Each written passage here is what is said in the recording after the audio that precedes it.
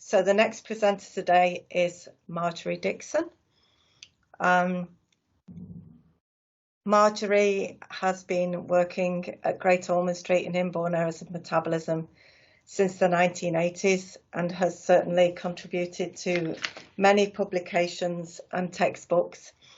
It gives me great pleasure to invite Marjorie to speak today about glutaric aciduria. This was added on to the newborn screening programme around 6 years ago, and so it's very timely that we now revisit this space. As we all know, the current guidance for GA is that dietary treatment is stopped at 6 years of age. So here we are 6 years on, and Marjorie is going to give us an update as to how the dietary management has progressed. So I'll hand on to you, Marjorie, and thank you very much. Thank you very much. Hello, everybody. It's such a shame we're not all in the same meeting room, but it's fantastic to be here together, at least virtually. I'd like to thank Vitaflo for actually hosting this meeting, hosting it virtually, and also thank you very much indeed for getting me to sort of host this very exciting session on glutaric aciduria type 1. So I'm absolutely delighted to be welcoming our two speakers who will speak consecutively, and then we'll break at the very end for our sort of discussion. So I'm very pleased to welcome our only international speaker actually, Dr. Nicholas Boy, who's going to talk to us about glutaric aciduria type 1. Dr. Boy is a metabolic paediatrician from Heidelberg University Hospital in Germany. His research activities are primarily in GA1, and that spanned over the last 10 years. And he's published extensively on GA1 with over 20 publications, many of which he's the first author on. You'll also recognise his name from being the first author on the GA1 recommendations for diagnosis and management, and I believe that we're actually going to be having another revision of those, perhaps starting in next year in 2021. Our second speaker is Jenny McNulty, dietitian from Temple Street Children's Hospital in Ireland. Jenny is a clinical specialist metabolic dietitian. And she has a passion for patient-centered service improvement and has established the Metabolic website. I'm sure many of you have actually linked into that on the Temple Street website. So that's a great achievement, Jenny. Jenny has also contributed to the guidelines for the diagnosis and management of HCU, which we talked about this morning.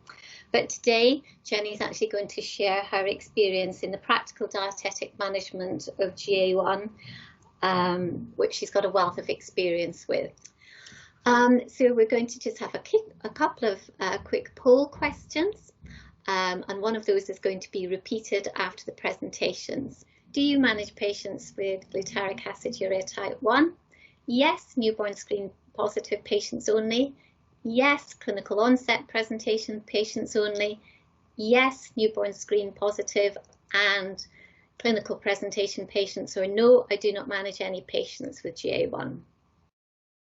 Okay, here we go. So 3%, so 1 is newborn screen positive only. We've got 17%, so 6 clinical presentation. Most of you are managing both clinical presentation and from newborn screening, so 23, and a small percentage of you are not managing any patients at all, and that's 38 responses in total. Next question, please, on the poll. So this is a quick question because I want to ask this question after the presentations have been given. Do you relax the low lysine protein diet and stop the lysine-free protein substitute in children when they are 6 years old or older? And those are the ones that have been diagnosed in newborn screening. So the answers are yes, I relax the low lysine protein diet, but continue the protein substitute. Yes, I relax the low lysine protein diet and stop the protein substitute. So either you continue it or stop it. or yes, I continue the same low lysine protein diet but stop the protein substitute, or no, I continue the same low lysine protein diet and protein substitute. So 1 or 2 variances. Okay, give you a couple of minutes for the answers. Here we go. So yes, I relax the low lysine protein diet but continue the protein substitute. That's 8. Yes, I relax the low lysine protein diet and stop the protein substitute. 4. Yes, I continue the same low lysine protein diet but stop the protein substitute.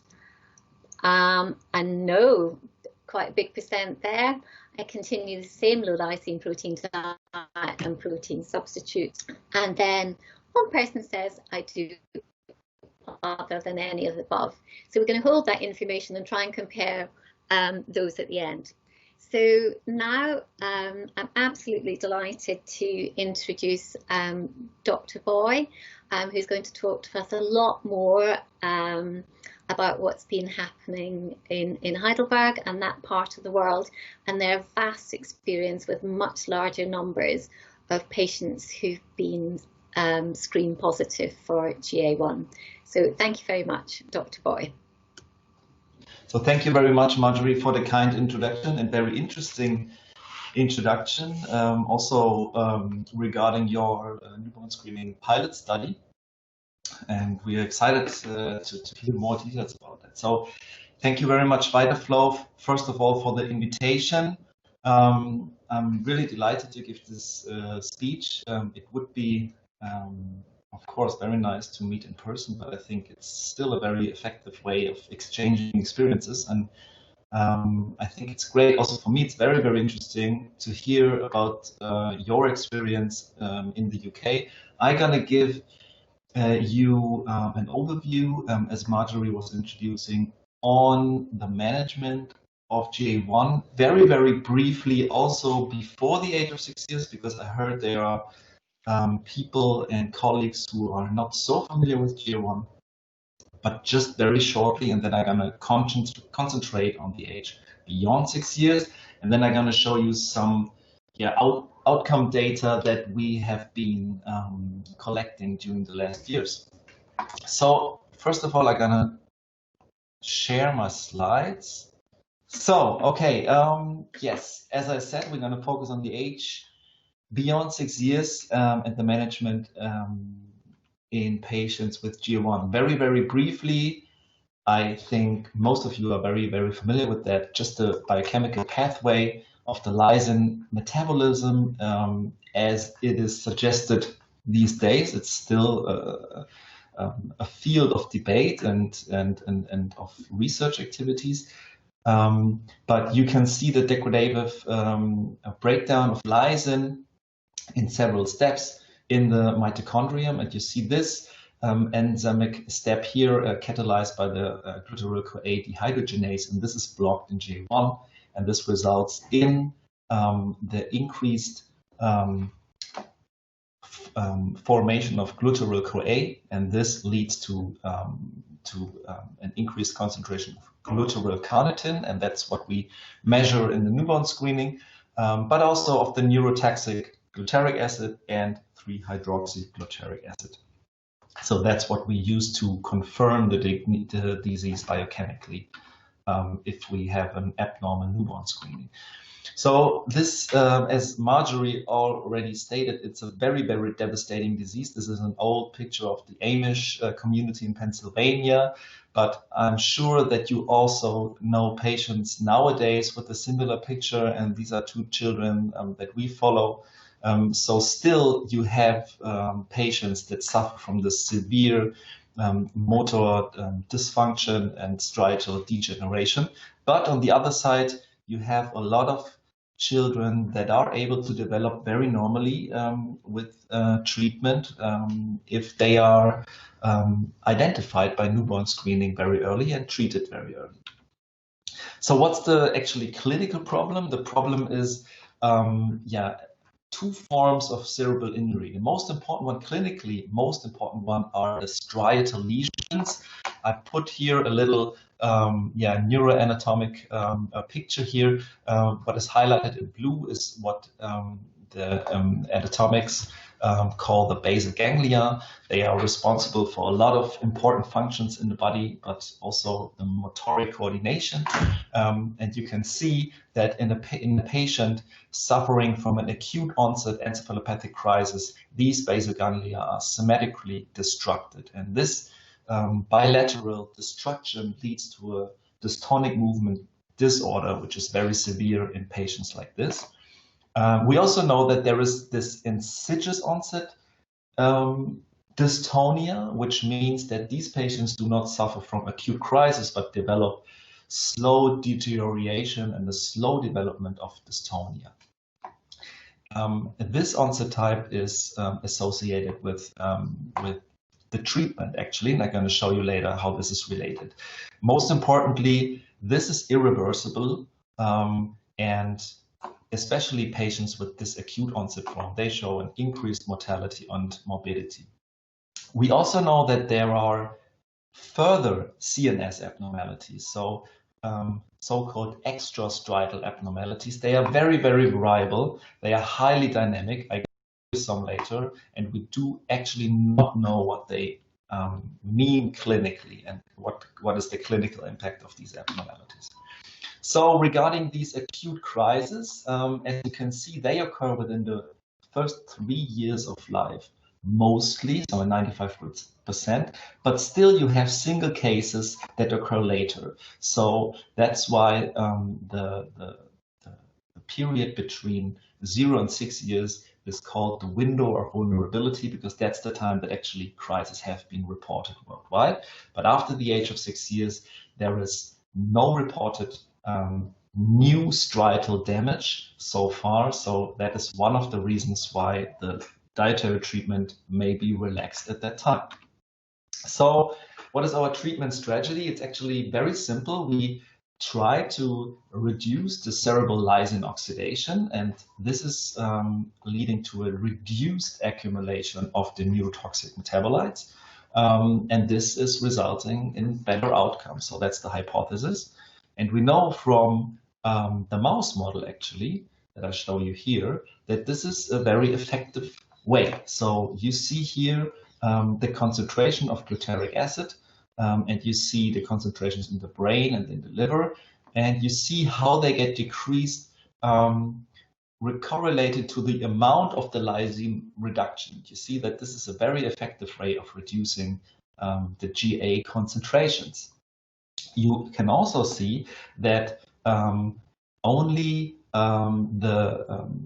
these 0.4 and 0.2% lysine diet are actually resulting in an adequate growth of the animals. If you reduce the amount of lysine too much, then you will end up in an inadequate growth and in a failure to thrive. And that's also what we observe in patients. If you have a lysine intake that is too low, then you can end up in a growth disturbance, or even in a catabolic state that ends up with a dystonic movement disorder. So it's important to reduce lysine, but it's also important to give the amount of lysine that is necessary and recommended also. So you all know about the guidelines already. Marjorie has kindly introduced it. And I just briefly want to show you the main recommendations for the maintenance treatment. It consists of the low lysine diet. This should be accompanied by the supplementation of a lysine-free amino acid mixture. This amino acid mixture is supposed to be tryptophan reduced also, and it's supposed to be arginine containing. This is also very important.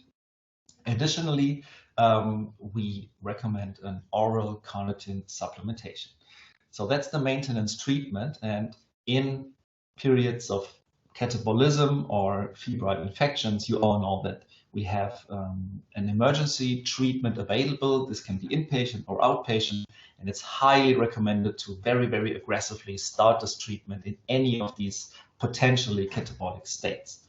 The guideline has been developed, 2007 it was first published, and then it was revised for the second time some years ago. And actually, it is correct. We just start the preparation for the third revision that we hopefully plan to finalize next year.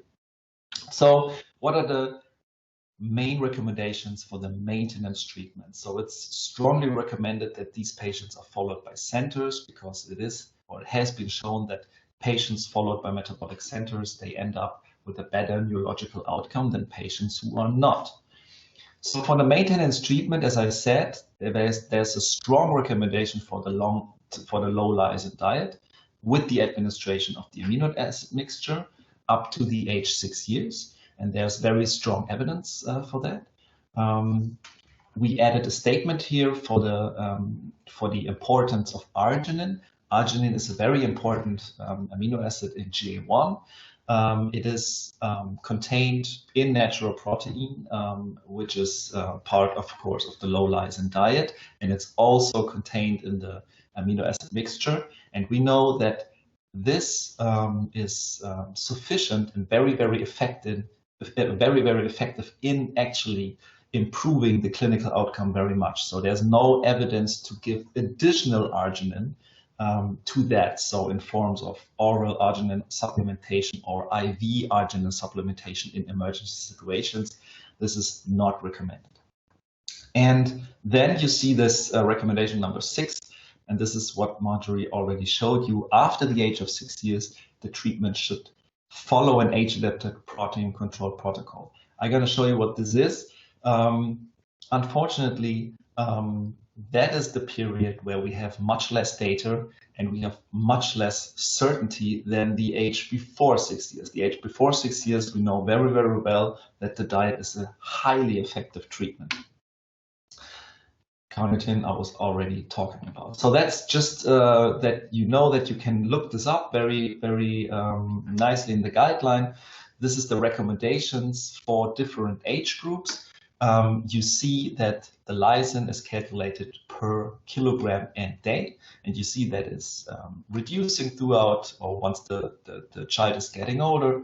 You see the recommended amount of amino acid mixtures actually, and also the amount of energy, and also for carnitine. And then here at the age of 6 years, you see this little break, and then we switch to the protein controlled diet. So just to a very brief impression how the diet looks before the age of 6 years. I was telling you that I'm gonna just briefly tell you something about it. So this is I was picking just a very young child as an example. So that is the first year of life in different age groups. So for example, you see here 3-month-old child, we give 100 milligram lysin per kilo, and you see that we calculate plans for that. I'm sure you do it the exact same way. And once the child is getting older, we change it a little bit. We change from a feeding based on breast milk or baby formula, which is added with the lysin-free special formula, to the use of whole foods and additionally low lysin foods that we have listed up in various guides, and also in the guideline that you can see there, and you can look it up. And in our parental guide, we try to give very practical examples for the different age groups, also before the age of 6 years, so 2, 3, and so on. So then comes the age of 6 years, and now is the question: why actually do we need to continue with the diet?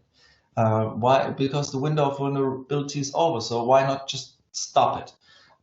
So there's several points that are important. So one thing is the clinical long-term course of the disease is very uncertain, and we very rarely know patients who are 50, 60, or 70 years old. We know that the brain is the main organ that is affected by the disease, but as you may have followed during the last years, there's growing evidence that there's also extra neurologic manifestations such as kidney disease. We know that there's chronic or an increased frequency of chronic kidney dysfunction in patients who are in the adolescent or adult age. This is a very recent observation, and we do actually not know what this means for the patient. It's much less severe than in diseases like MMA or something, but it's an observation, and we need to further put research on that to actually know what is going to happen to the children. We have the situation that we have the extrastriatal changes. I was talking on that before. These includes white matter disease or white matter abnormalities. We have subependymal lesions and even CNS tumors that have been reported in single cases. I'm going to show you some pictures later. And we know that patients that we actually find lately, these so-called late onset patients, they show very unspecific neurologic but quite severe neurologic symptoms like polyneuropathy, dementia, or even very, very severe epilepsy. So there might be a progression of neurologic symptoms also. So these are a lot of implications why we can or should continue the diet. However, the strict diet is, as far as we know from the evidence so far, not longer recommended. Why is that? So one thing is that we have this end of the striatal window of vulnerability. That's one reason. I was talking about that already. One additional point is we have a very poor clinical correlation of these extrastriatal MRI abnormalities with actually the clinical condition of the patient. So we do not know what the impact of these abnormalities is. But we know that our treatment that we have available at the moment is not able to stop or slow the progression, at least of a lot of it, especially of white matter abnormalities. White matter abnormalities may increase and progress with time, even in patients that you find neonatally and you treat them according to the recommendations. Still, we don't know what the clinical impact of this is. Very, very important. But we observe it, especially in the high excreting phenotype patients that we identify by NBS. So this is just some arguments that show you that you can relax the diet and you should relax the diet. But what exact form of dietary treatment is really the most effective one is really not clear and is yet to be determined. And it's one reason why we do this symposium. So you know this already. I don't need to go through this again. We have this recommendation that recommends this relaxation. I was just going through the literature the last days, and you may know this paper, which has just been published some weeks ago, I think. And this was like a survey-based study. However, I did not receive the survey. I don't know about you guys, but they say they got, they actually send out surveys to dietitians. Most of them practice in the US, some practice outside of the US, but it's not really, Europe or UK including. So what was the purpose? The purpose was to have an overview on dietary management, especially after the age of 6 years. And you see that just a half of the included dietitians actually recommend a liberalization after the age of 6 years. So many do continue the diet. 20% of the responding dietitians actually never liberalized the diet. That was also an interesting finding. And it's very, very variable and individualized when actually the diet is relaxed. And also, if you see here the age, the recommended age of dietary liberalization, you see how variable and individually these recommendations of these colleagues are. So there's a huge, I would say, variability and also uncertainty about dietary relaxation at this age of 6 years. And this is also something that I think we have to include in the next revision to give more focus and specific recommendations. What are the principles? The principles after the age of 6 years. As I said, we can end with the strict low lysin diet, so the lysin that is based on a lysin calculation actually. This liberalization results in an increase of lysin intake. The amount of protein that is recommended, the amount of lysin intake, is actually based on recommendations for healthy child nutrition that are based on the safe levels for protein intake. And we actually follow these recommendations. The basic food is cereals, cereal products, fruits and vegetables, so low lysin containing or even lysin-free food.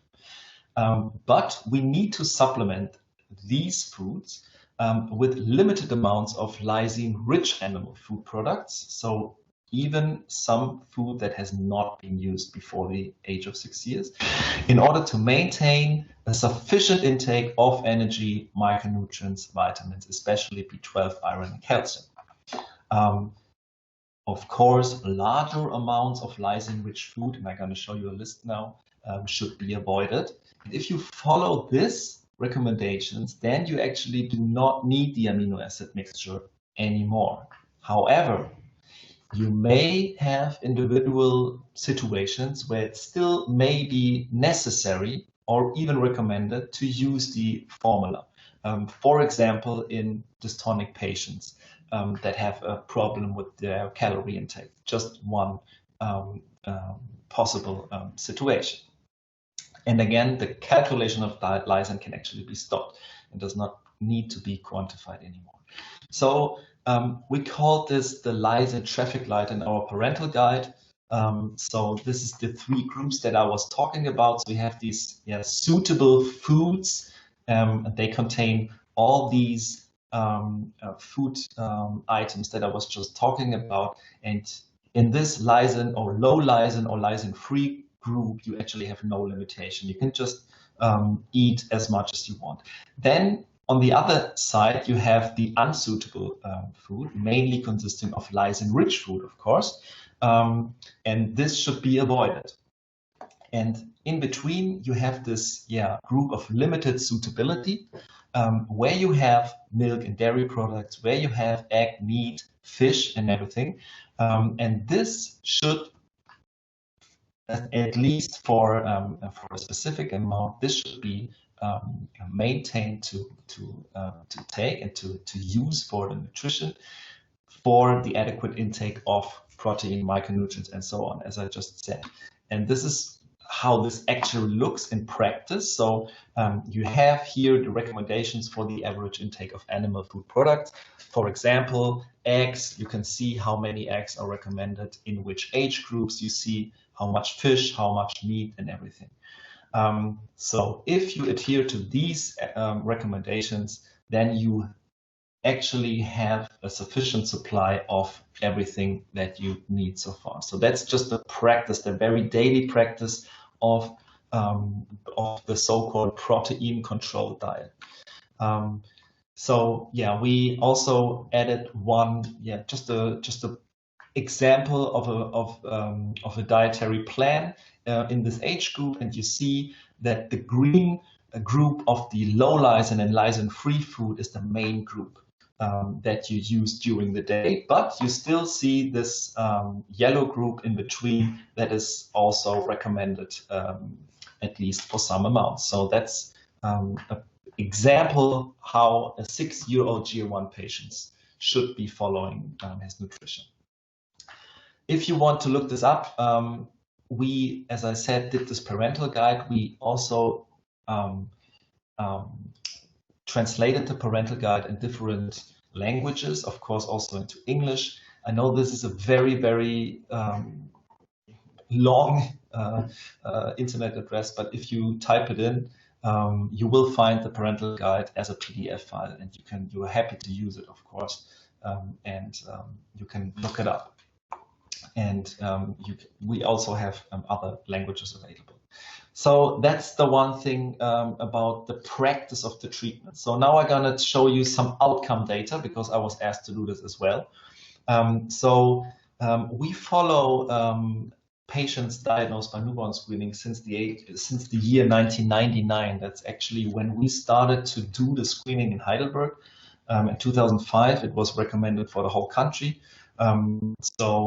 Yes, we have a prospective study population, and we just recently looked into them again, and we were actually including almost everyone who was identified with GA1 in Germany. And yes, we can see that we have this prevalence of 1 to 120,000 approximately. I'm sure it's similar in the UK, at least in most parts.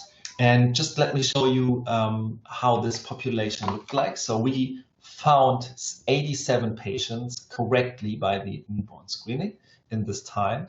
We also have 4 patients that had been missed. Marjorie was just talking about 2 that have been missed in the UK. So you see this is still a problem. And we have 3 maternal GA1 patients, so mothers that have been identified after the workup of the abnormal newborn screening of their children who are not affected. So if you look at these patients, the screening patients, you see the green group, fortunately, is the biggest group. So most patients develop completely normally in terms of motor development and movement disorder. But 1/3 of patients develops a movement disorder. About the half of them acute onset and the other half insidious onset. And very rarely we have patients that develop subdural bleeding after minor head trauma. Some patients also show motor dysfunction, but not dystonia, which is also a kind of motoric dysfunction, but it's not a real movement disorder. So we were asking, what actually is the most important factor in which group of these 3 you actually end up? So, and for that we did what we call a recursive partitioning, and it shows you basically statistically the strongest effects at the very top, followed by a second and third, and so on. And you see that the most important thing is the adherence to the emergency treatment, followed by the adherence to maintenance treatment. If you have full adherence to both, then you will end up in the group that shows asymptomatic disease course in over 90%. And these patients do not show striatal injury. If you do not follow the emergency treatment recommendations, then you always end up in dystonia, which is mostly a severe dystonic movement disorder. Interestingly, this, if you follow the emergency treatment but do not follow the maintenance treatment recommendations, then you have an increased risk for this so-called insidious or a mostly mild dystonic movement disorder, mainly mild or also moderate. So it shows you that the treatment quality and the adherence actually to the recommendations is the most important factor in GA1 that actually predicts your outcome in terms of movement disorder actually.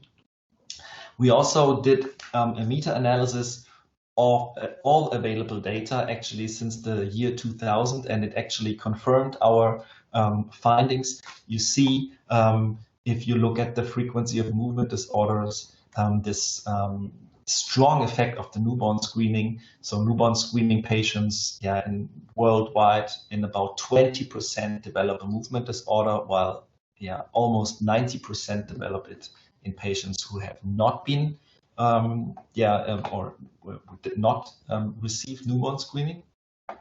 And we also looked if there is an increased risk for insidious onset if you do not follow the maintenance treatment recommendations, as we found in our study.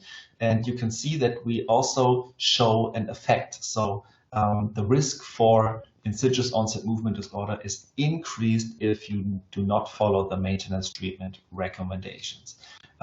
So again, it shows that the patients that have been identified by newborn screening showing the full adherence to the guideline recommendations, they show the best outcome actually. And this is a study population of over 600 published patients. So there's also this paper recently coming out, and it also shows you similar data coming from the US, the Amish population, followed by Strauss and Holmes Morton. And you also see that patients diagnosed with newborn screening and following the diet, they very rarely show a striatal degeneration and dystonic movement disorder, so they show the best outcome. Patients identified by the screening following a low protein diet, so no quantification or calculation of lysin, they show like an intermediate outcome, but targeted screening patients, they show, very similar to our meta-analysis, a very, very poor outcome. I think it's very important to say that it is a safe treatment, the dietary treatment, in terms of growth, anthropometric growth. So this is data before the age of 6 years, and you can actually see here the black triangles are asymptomatic patients, and they mostly develop within the normal ranges for their age group. And you can see the squares here, these are dystonic patients, and they show a growth disturbance until the age of 6 years. This is the lysin intake.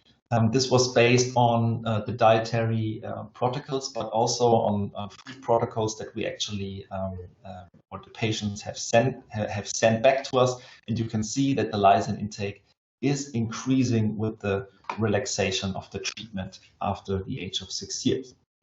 So what about the effect of treatment after the age of 6 years? What do we know? Unfortunately, as I said at the beginning, the evidence is very low. What we know is two things. Biochemical, I divided it into biochemical and clinical. Biochemically, as I showed you, the lysin intake increases. We have higher median plasma lysin concentrations and also lysin to arginine ratios. We do not have data on further nutritive parameters like vitamin B12, iron, etc. It has not been published so far. Clinically, as I can say from our cohort, we did not observe new motor symptoms with onset after the age of 6 years. So this is comparable to observations that we did in the past. And we see that there is a normal anthropometric development up to adolescence and adulthood following protein-controlled diet. I'm going to show you some details in a second. Because we focus on the age after 6 years, and I was just going through our study cohort again, and I was looking into actually what they do as a treatment after 6 years. And you see, we have 49 patients older than 6 years now, and most of them actually follow the recommendations for protein-controlled diet. But you have some patients that continue the calculated diet for specific reasons. Mostly it is not due to the severity of their dystonia, but it's because they want to continue the calculated diet.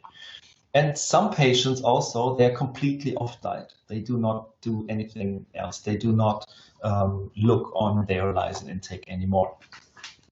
So, and we looked up if, what is the long-term outcome, anthropometric and clinically in these patients. We just sent this to the JIMD, and what you actually can see here, again, this is body weight and body length, but now not only until the age of 6 years, but up to adolescence now. And you can see that actually the patients with no dystonic movement disorder, but also with mild and moderate dystonia, they show a very normal anthropometric development in terms of weight, body weight. But these patients with a severe dystonic movement disorder, they show a clear decline over time. And this is very similar also for body length, but here you also see at least a trend for the moderate dystonic patients. Interestingly, we did not find an impact of adherence of patients to dietary maintenance treatment. So we did not find a clinical effect or an anthropometric effect. However, the strongest effect or the effect of dystonia and the non-adherence to emergency treatment was very strong. So it may just be, too significant and too strong for other variables to have an impact. So that was one interesting thing. Another interesting observation is data that I show you here. This is very, very recent data. We're just about to prepare it.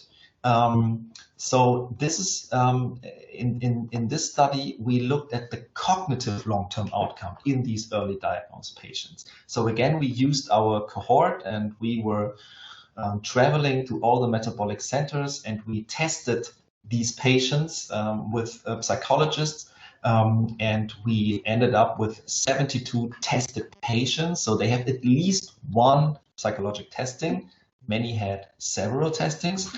And what we can see are several things. You see a very, very stable cognitive development of these patients over age groups. So this is very, very, very impressive and stable. We did find an impact of the biochemical subtype on cognition. So you see here the high excreting patients and the low excreting patients, and they have a difference about 1 standard deviation. So the high excretors show cognitive impairment, while the low excretors are completely fine.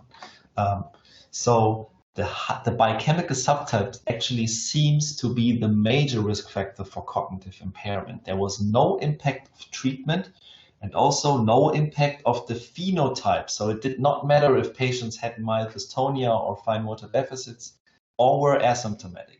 So the most important thing for this prognosis was actually the biochemical phenotype. And you see it, that it's actually starting from the very, very beginning. And these patients show a very stable development from the beginning.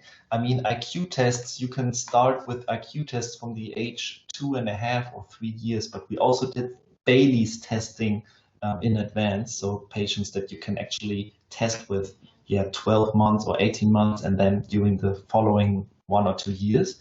And we see we have detected a very similar pattern. So also there you can see that the high excretors show from the very beginning a poorer outcome than the low excretors. Well, what we did then was ask the question, do we see an impact of the treatment form after the age of 6 years on cognitive outcome? And there is no significant differences. So these are the patients that avoid protein excess or the protein controlled diet, so to say, but also patients who do not follow any diet or who have not like normal nutrition. They do not have a significant difference. So that is interesting data, and the interesting question is, does this have any implications for treatment? Maybe we can discuss about it. So just to end up, I just want to show you the open questions on the extrastriatal abnormalities, because I was telling you that these are very important. And here you can see, for example, a patient in different age groups, and you see that these white matter abnormalities, they are highlighted with this arrow here, they tend to increase with time. And if you take several patients, you see that their cumulative frequency is increasing. This is the one thing. This is also confirming with in vivo spectroscopy data that actually show an increase of the glutaric acid concentrations and also of 3-hydroxyglutaric acid, especially in the high excretors compared to low excretors. So we still do not know what the exact impact is, but we tend to get the pattern that the biochemical phenotype does have more impact than we thought it might have. This is data, for example, on these lately diagnosed patients, so patients that have been diagnosed in their adult age. And you can see here also highlighted with this arrow, these little nodules that you see at the ventricular basis, and these are subependymal nodules. And we do not know what they are and what they actually develop to, but we know that they are there, and they tend to increase with age. So it's another thing that is completely unclear. And as I told you in the beginning, there are reports on CNS tumors in I think, 3 patients in a paper published 2018, but we do not know if this is correlated, if it might be a later stage of these abnormalities. So kidney function, I was talking to you before. We see a decline of kidney function starting in school age. We see no differences here between the high and the low excretors. They are both affected, and again, no difference between the treatment groups. So this is just to stress that it's important also to look for this in GA1 patients, especially from the age of 6 years on. So just to summarize, the recommended treatment, the guideline recommended treatment, results in the best outcome neurologically. The outcome, especially the motor or the striatal outcome, strongly depends on treatment quality. After the age of 6 years, patients should continue the relaxed treatment, but the clinical effect of the protein controlled diet is not understood. And again, the optimal dietary treatment is yet to be determined. Cognition is generally stable, but the high excreting subtype seems to be the major risk factor for cognitive impairment in early diagnosed patients. What is the implication for treatment? That is a very interesting question. We know that treatment does not seem to have an effect on extrastriatal abnormalities, as I was showing you, also the cognitive functions and the non-neurological disease manifestations, such as the kidney function. So with that, I'm at the very end. Yeah, again, I send you greetings from Heidelberg. This is the group that focuses on GA1, and I hope to see you in person one day. And again, I'm also very, very thankful that so many attendees are here to listen to the presentation. So thank you very much. Thank you, Jenny. So just to remind you, Jenny's from the Dublin Centre, and she's a metabolic dietitian with clinical experience with patients with GA1. Thank you, Jenny. Thank you so much to Marjorie and to Nicholas and to Vitaflo for inviting me to speak. My name is Jenny McNulty, and as Marjorie very kindly introduced me, I'm a clinical specialist dietitian working in the National Centre for Inherited Metabolic Disorders in Dublin. So we sit within the Children's Health Ireland at Temple Street. So I'm going to give you an overview of the Irish experience in the nutritional management of glutaric aciduria type 1. So I will just give you an overview of my presentation. I'm just going to give you a little insight into screening in Ireland, our Irish patient cohort, how we manage the cases in Ireland, our outcomes to date, and I will give a little comment on how we're measuring up by comparison to the international recommendations. And finally, I just wanted to kind of touch on some of the challenges in managing in the dietary management of this patient group. So just to give you a bit of background, newborn screening for GA1 only began in 2018 in Ireland. We, through I suppose much lobbying from our centre, we were able to add GA1 and MCAD to our newborn screening panel, joining PKU, homocystinuria, classical galactosemia, and maple syrup urine disease. So at that point in time, our estimated incidence of GA1 in Ireland was 1 in 54,000, which was almost double that of the worldwide incidence. And we have, I'm sure some of you may be aware, our kind of only national indigenous ethnic minority called the Irish travelling community, and the incidence among this population is very high at 1 in 2,000.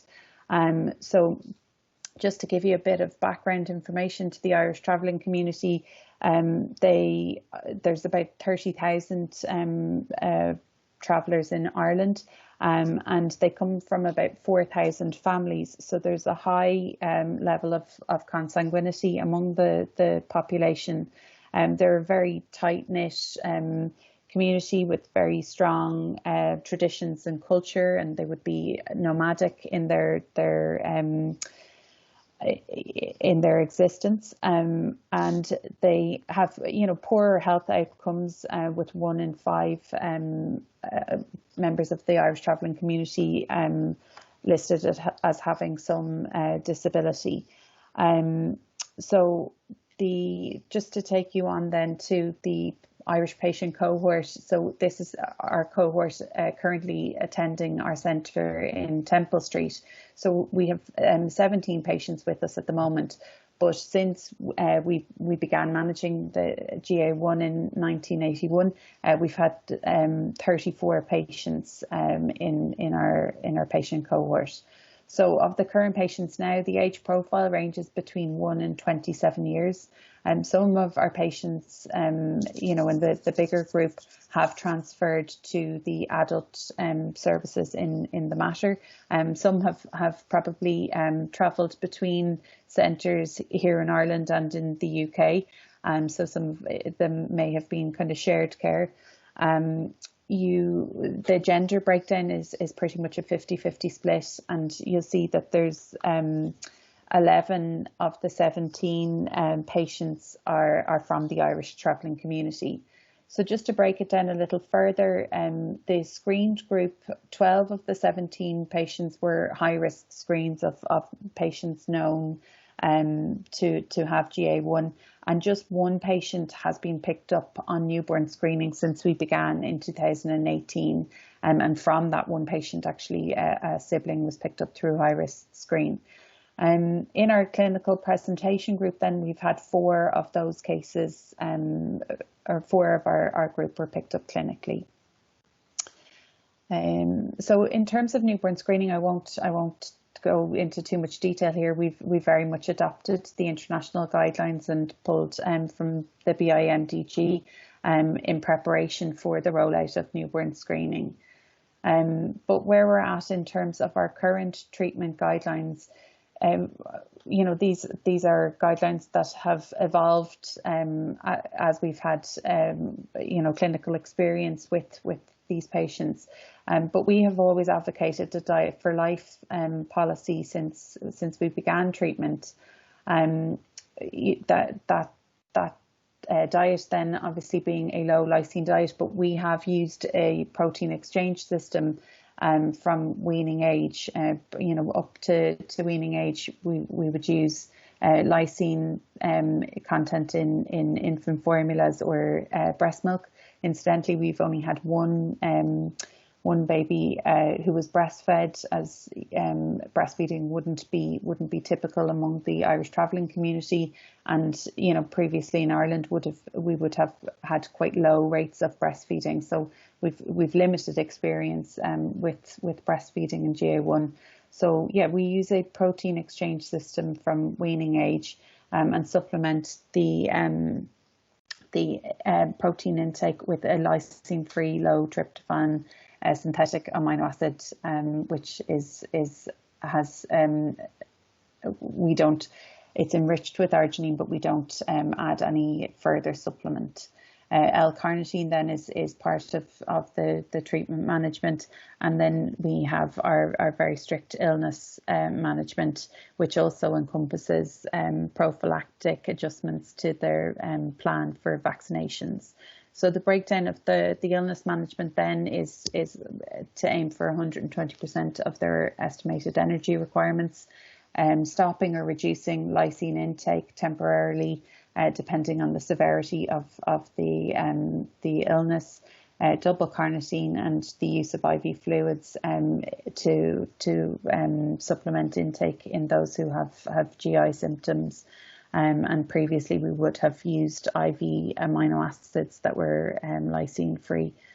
In terms of monitoring, then quantitative amino acids would be our main kind of nutritional monitor, dietary monitoring tool, and that the frequency would depend very much on age, kind of monthly for the younger children, up to 6 monthly as they get older.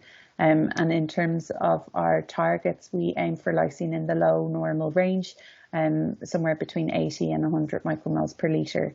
Urinary glutarate is checked in these patients, but most of our patients tend to be high excretors of urinary glutarate.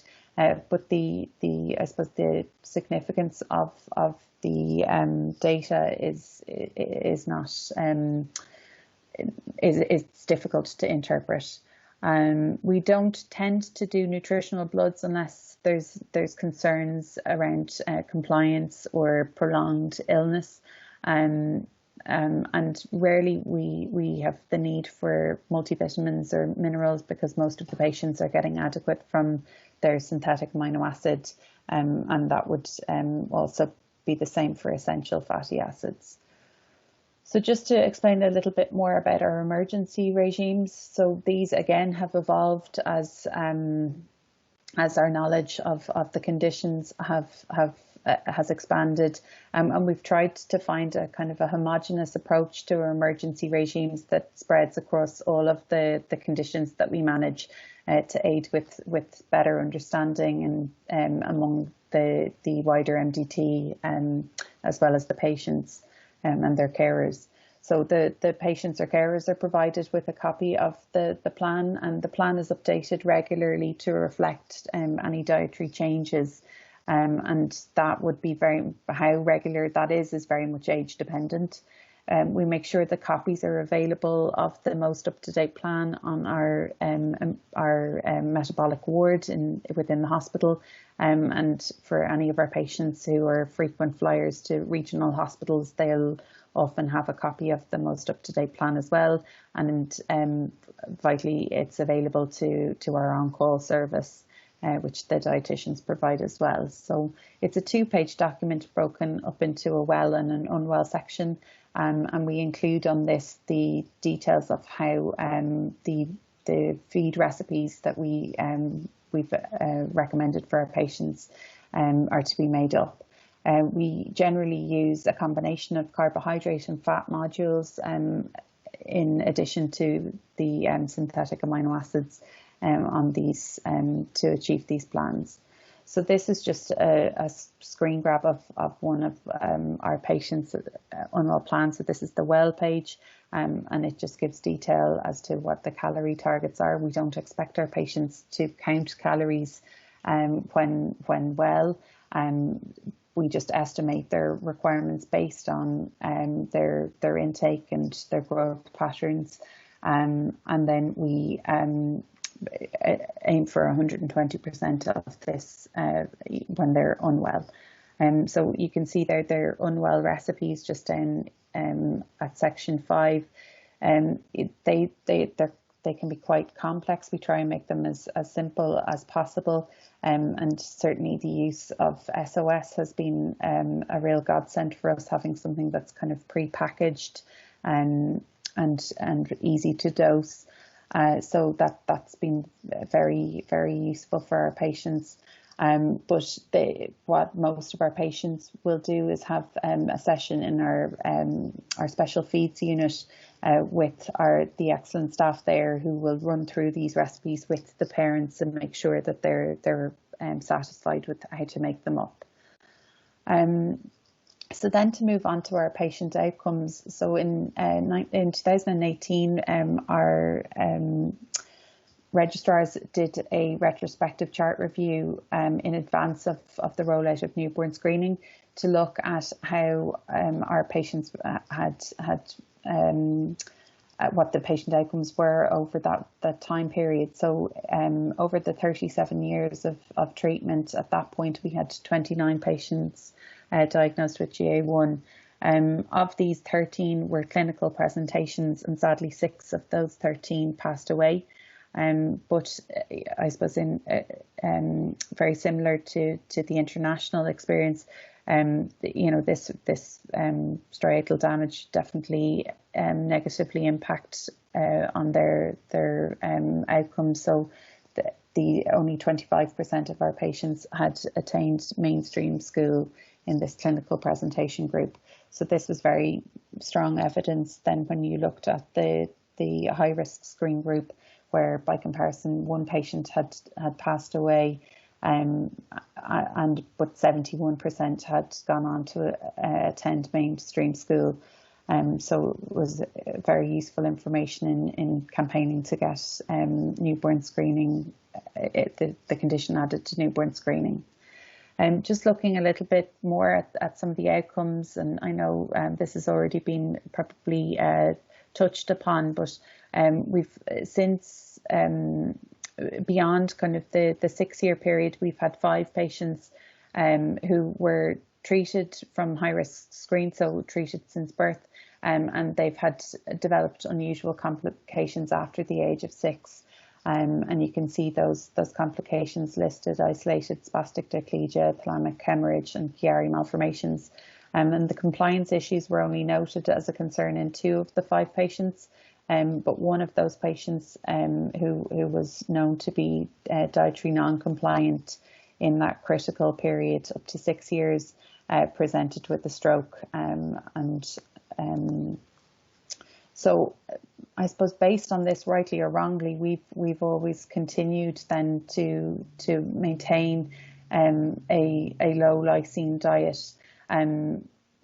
So what we would find is that our patients won't be meeting the safe levels of protein intake from natural protein alone by age 6. And although we do tend to relax their natural protein intake somewhat, it's not quickly enough to reduce their synthetic or stop their synthetic amino acid in its entirety. We still continue to advise unwell management and continued, as I said, to use the protein exchanges. This does liberalise, as I said, with age, and that very much correlates with their plasma lysines beginning to creep above the low normal range. And they would continue to attend our clinic every 6 months for review. So I suppose measuring up how we compare to the international guidelines, I think it's definitely food for thought to relook at how we achieve our low lysine diet, and certainly the evidence that was presented today would favour looking at the lysine content of foods. Our patients would tend to go for more of the lower lysine containing foods, but it's not I suppose advised to them in a very formal way. We would tend to only reduce introduce the higher lysine containing foods as they get older. So then I just wanted to continue, or to finish off, I suppose, by discussing some of the challenges that have arisen over the years, and hopefully this might contribute to more of the discussion that we have hopefully time for at the end. Even with newborn screening, there's always challenge in those patients that present at late diagnosis, so establishing protein restrictions in those patients, and whether or not synthetic amino acid is needed for them, they definitely pose a challenge. And I think shared experiences in this can be invaluable, because there's no one size fits all in how this in what works for these patients.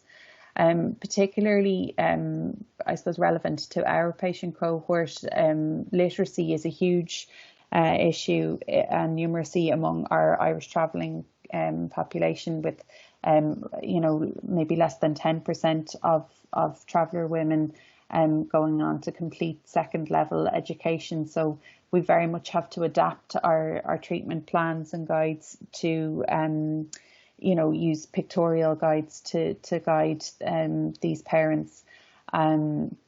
Protein requirements then beyond the 6 years, like certainly reflecting on some of the slides, that Dr. Boy has shown, we really need to look at what our upper end of protein is, particularly for those patients who, even though we start to maybe reduce some of their synthetic protein, that it's ingrained in how they manage their diet. So just to ensure that we're not having protein excess for these patients if kidney dysfunction is something that's becoming more apparent.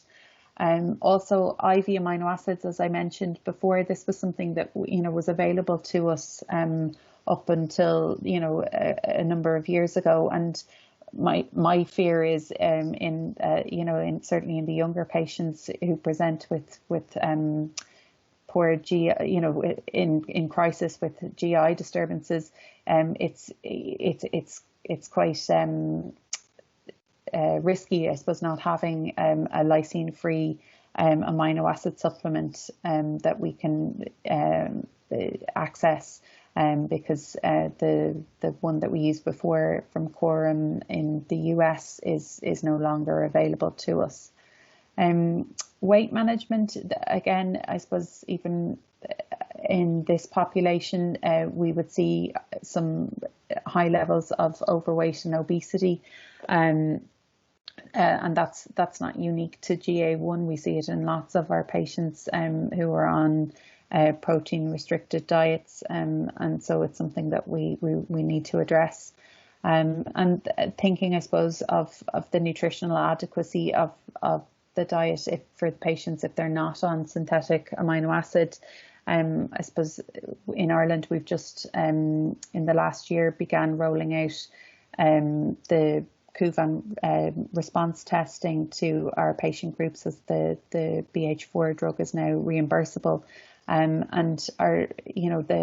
as we try and push natural protein in the responsive patients, we're cutting synthetic amino acid, but it can be difficult establishing tastes for new foods if those tastes haven't been established at a young age for kids. So making sure that the diets are nutritionally adequate requires a lot of careful assessment and finding a suitable supplement for these patients to meet their needs. So just finally, I just want to say thanks to all my team in Dublin. We've a really excellent team, and thank you again to Vitaflo for inviting me to speak today. Thank you very much, Jenny. Thank you very much, Dr. Boy. If the control team at Vitaflo can allow us to have Dr. Boy and Jenny and myself back on screen, and then we will try and address some of the questions. We're running a little bit late, but Vitaflo have let me know that they're happy for us to carry on for another 10 to 15 minutes, and they'll not give their sort of 10 to 15 minute update. I know that there's 66 of you are still all logged in, so I think this just demonstrates how interested everybody is in this topic, and so many unanswered questions. Brilliant. Okay. Let's see if we can start some of these questions. I hope, Dr. Boy, you've been having a little peep through some of the chat on the right-hand side to see some of these questions already. But I'll try and pick some because they're all very different. I think we could have spent the whole evening together discussing over dinner and a glass of wine, but that's not going to be possible. So really, one of the first questions, Anne Daly, Birmingham, asks, are there subtle effects of GA1 in children who've not had a neurological crisis such as dyspraxia? So she's looking to see, is there anything on a newborn screen patient that would suggest that there's any issues? Sorry, I did not hear this acoustically. Can you just repeat it or just tell me where the question is? Very first question. So yes. The question was from Anne Daly in Birmingham about, do children who've not had a neurological crisis have any sort of subtle effects, have any sort of clinical signs? Okay. Well, again, we see a clinical spectrum ranging from like what we classify as fine motor deficits coordination deficits, also gait abnormalities, but not in a dystonic way. That is what we see in patients. If these mildly affected patients show also speech problems, it's not really in my experience. So for these patients that actually show symptoms like orofacial dyskinesia or something, or really speech problems, they are mainly the severely or at least moderately to severely affected patients. So I don't really know patients who are very mildly affected or even are in this fine motor group, what we call, and also have real significant speech problems. But of course, I have to admit we did not systematically look into this. But I mean, the cognitive long-term analysis that we just are about to finish also includes the speech development. And we actually see that patients show very homogeneous results. So if they have a normal development, all the different developmental domains seem to develop normally, including the speech. So, yeah. Thank you. There's quite a few questions around about the emergency regime and management during illness, about how much is enough energy to give. There's different figures are quoted. Do I need to give 100% of normal, 120% of normal? And does that relate to children under 6 and over 6? And do I need to give the amino acid supplement above 6 years of age? So quite a few questions surrounding that. First of all, I think it's very regarding the calorie intake in emergency situations. I think that yes, the recommendations that we have published, they follow very, very effective protocols. So we know that if you follow these recommendations, you are absolutely safe for your patient, and you have a highly, highly effective treatment. So, and we have divided the recommendations for outpatient and inpatient treatment, and it specifically shows you how much glucose do you give in an inpatient patient, at what age group, how much calories shall you give, how much fluid shall you give, everything. So I think it's absolutely advisable to just follow the recommendations. In terms of the emergency treatment after the age of 6 years, also very interesting subject. There was not the time to go into detail on that. As you may know from the guideline, we do not know how effective it is, since we know that the striatal injury is not really occurring after the age of 6 years. So we just do not know what we actually prevent with this emergency treatment after the age of 6 years. But we also know that, or we cannot exclude that you have a cerebral or a subclinical injury that you have in periods with highly catabolic or high catabolism and high febrile episodes that is affecting and damaging the brain of a GA1 patient if you just do nothing. So that's why we recommended to very liberally administer the emergency treatment in these patients, but we stated that the evidence is not clear, and it has not been systematically studied what actually the effect is after the age of 6 years. In terms of the amino acid mixture, it is recommended if you do the emergency treatment and if your patient is receiving the amino acid mixture and he's tolerating it clinically, you should maintain the amino acid mixture during the emergency treatment. It's also stated in the guidelines like this. Thank you. Somebody else has asked a question, again sticking with emergency regime, about patients that may have a late onset presentation. I think there's a little bit of worry about why do patients still present with a late onset. because I guess the screening programme hasn't been going on for so long, certainly in the UK, but are patients still presenting, and why is that sort of happening, and what sort of treatment should they have?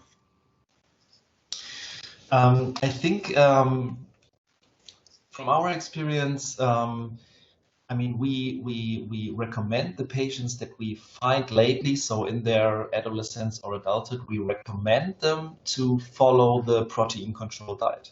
That's what we recommend them. But in my experience, it's difficult to persuade them sometimes, especially since you have not a very low number of patients who do not show any symptoms. We have especially the maternal patients, so the mothers that you detect via the newborn screening of their children. We had 3 of these patients, and 2 are completely asymptomatic. Yeah.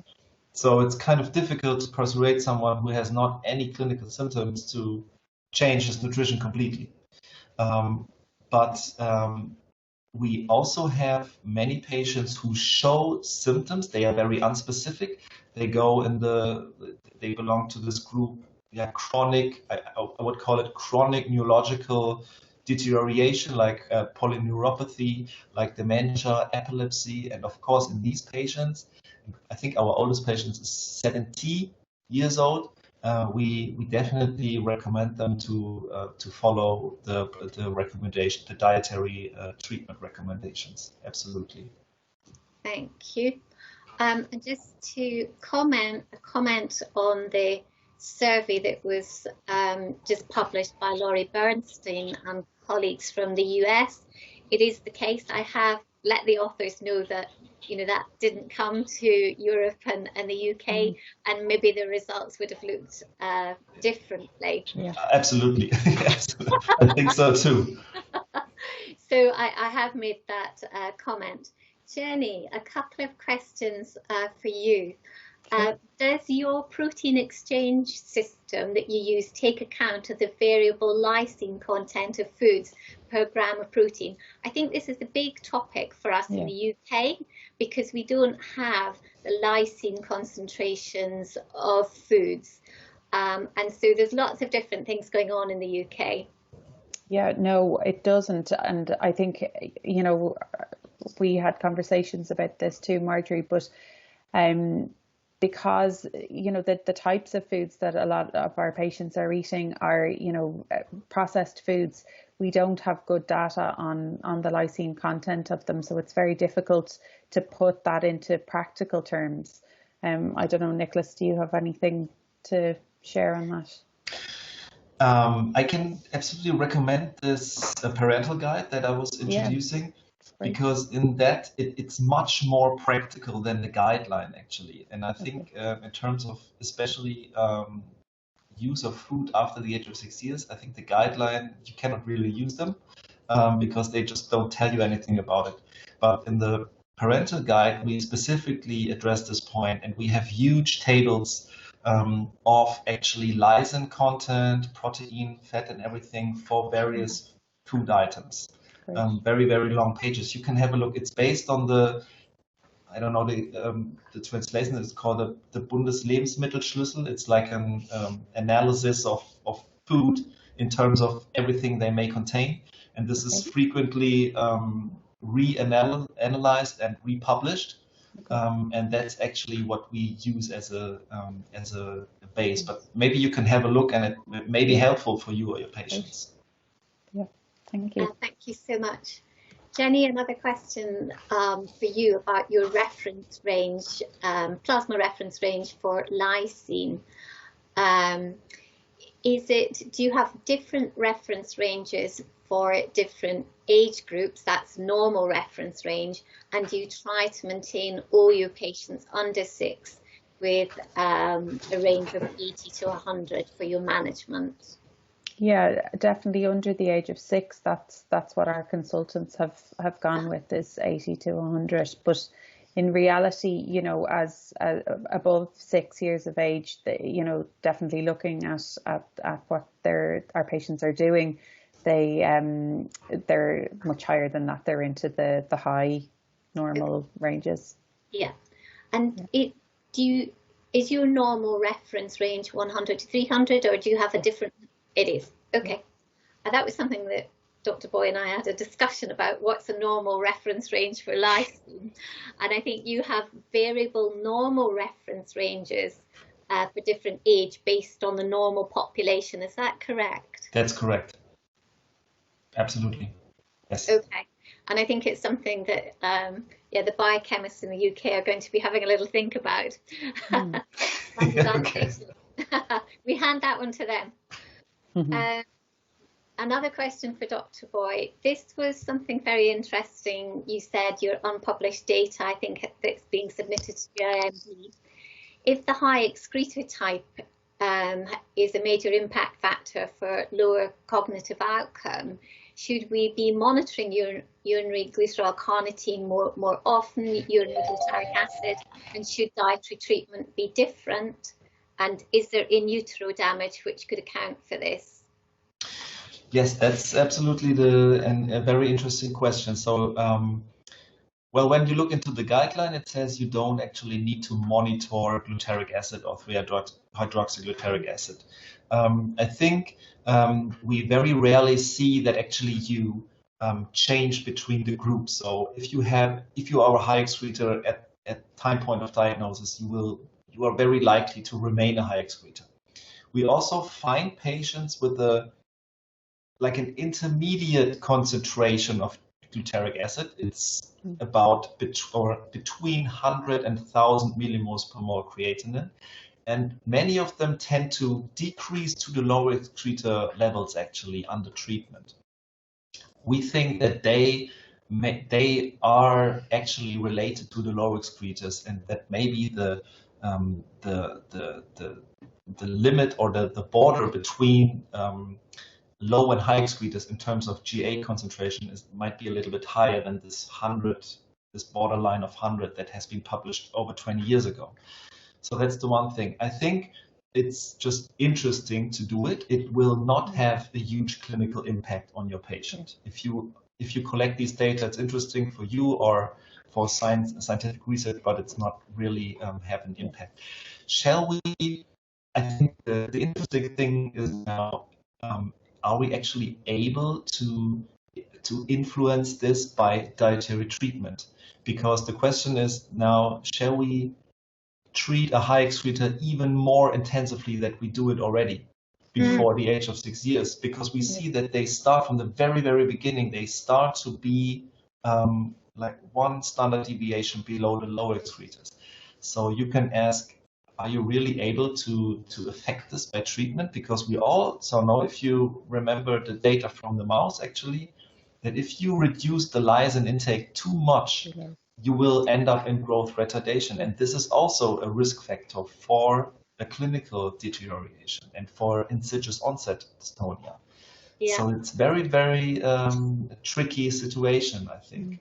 Or if we, yes, I think it's very new data. It's not even published, so we have to discuss it. I think it's important to look into our patients, but I also think that like the hypothesis that had been established 20 years ago that cognition does not play a role in GA1 and it's just a motoric dysfunction, it's not really true. That the patients do have developmental problems, and it's mainly the high excretors, and it's the majority of our patients. So I think it's very worth to look at this more systematically, and to identify developmental problems and to early introduce supportive treatment. And then we have to see what kind of treatment is the most effective in affecting this. But I don't have the answer at the moment.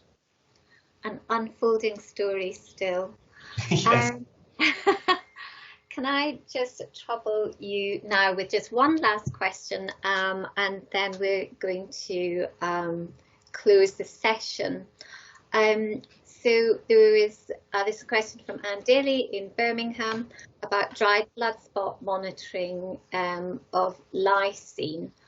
Are you doing this? Do you feel that would be of benefit? And I'm just going to add to Anne's question, particularly in infants who we need to watch very carefully to prevent lysine deficiency. Yes, absolutely. It's very important to monitor lysin. We follow the recommendations that aim at analyze the lysin in plasma. So we do just plasma analysis in our patients. Also the carnitine concentrations, free and total carnitine, we analyze in plasma and not in the dried blood spots. We know, I know also in Germany, metabolic centers who do it, because of course it's easier just to take dried blood spot. But in our experience, it's not as exact and precise than the plasma concentrations. No. But it's very important to do it, absolutely, because it's one of the main factors actually that you can monitor the diet biochemically. Yes, yes. I think I mean, the guidelines, I wonder if we should be looking at again about frequency of monitoring in younger patients if there are dried blood spot methods, because it's certainly something that we find quite tricky to actually get the lysine just into the right range, even following the guidelines. But again, that may be that discussion I had with you about what's our normal reference range. So it's quite tricky, quite tricky. Great. Well, I would like to thank Dr. Boy very much indeed, and Jenny McNulty as well from Ireland. Thank them very much and their patience in answering many of the questions. I think there's probably still some more, but hopefully we can come back to these another time. So thank you very much indeed. I know Vitaflo are very grateful as well. Thank you.